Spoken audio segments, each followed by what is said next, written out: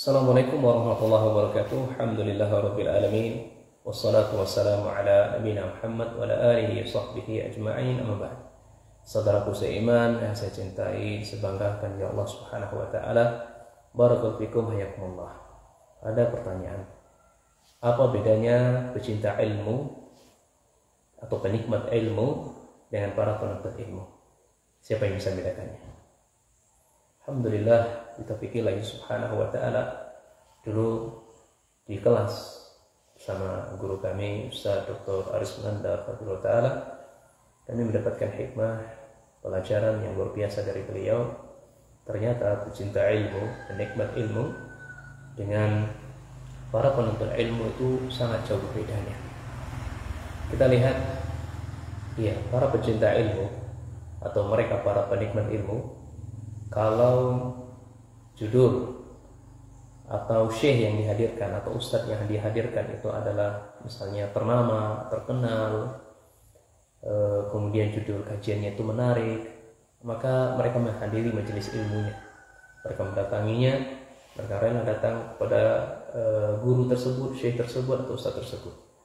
Ya, tapi kalau gurunya itu atau ustadznya itu bukan terkenal dan judul kajiannya pun juga nggak menarik, ya mereka nggak datang. Ya seperti majelis-majelis taklim rutin, kajian-kajian rutin, ini kalaupun datang sedikit saja. Ya, ini yang membedakan antara pecinta ilmu dengan para penuntut ilmu. Para penuntut ilmu itu adalah mereka adalah dawa istiqamah atau luzumu ala majalis ulama, gitu kan. Itu para penuntut ilmu, mereka selalu senantiasa istiqamah, mereka duduk dengan sabar, dengan capek, dengan mata mengantuk, membuka lembaran demi lembaran, mengkaji kitab para ulama, ya gurunya membaca, mereka menulisnya, mencatat faedahnya. Kalau nggak ada harokat diharokatin, ada yang iskal, ada yang masalah ditanyakan kepada ustadznya. Masya Allah, luar biasa mereka para pecinta ilmu, para penuntut ilmu tersebut. Ya, kita termasuk golongan yang mana ini? Jadi kalau para pecinta ilmu, para penikmat ilmu, mut-mutan. Kalau lagi mood ngaji, kalau nggak mood nggak ngaji. Barakallahu fikum. Semoga kita terhadarkan waktu ini ya. Ini yang kita lihat, yang kami lihat di mana sepanjang pengalaman dakwah selama ini.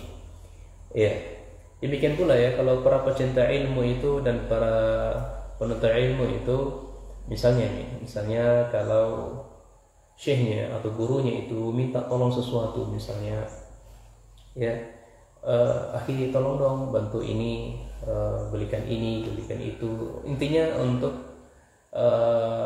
kepentingan gurunya, kepentingan pribadi gurunya atau apalah misalnya seperti itu, maka para penuntut ilmu ini sejauh mata yang kami lihat, mereka mendahulukan kepentingan gurunya ketimbang kepentingan diri mereka sendiri.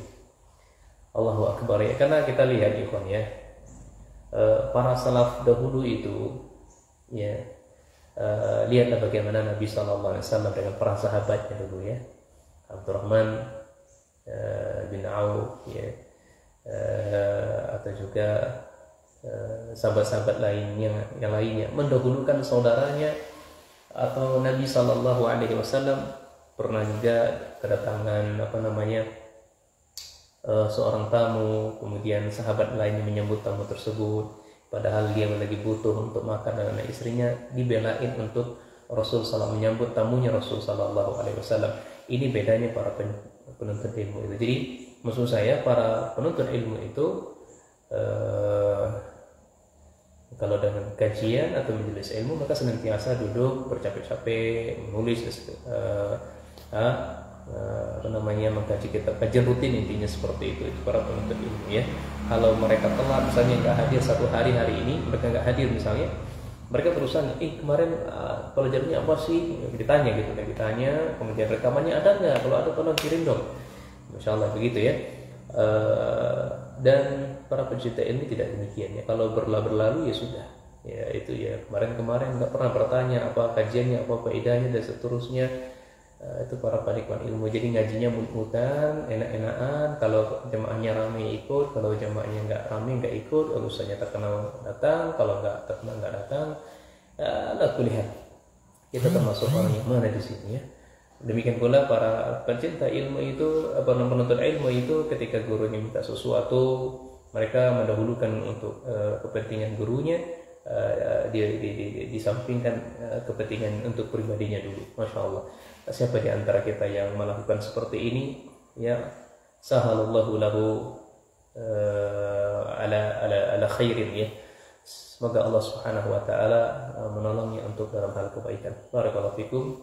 Hayakumullah. Assalamualaikum warahmatullahi wabarakatuh.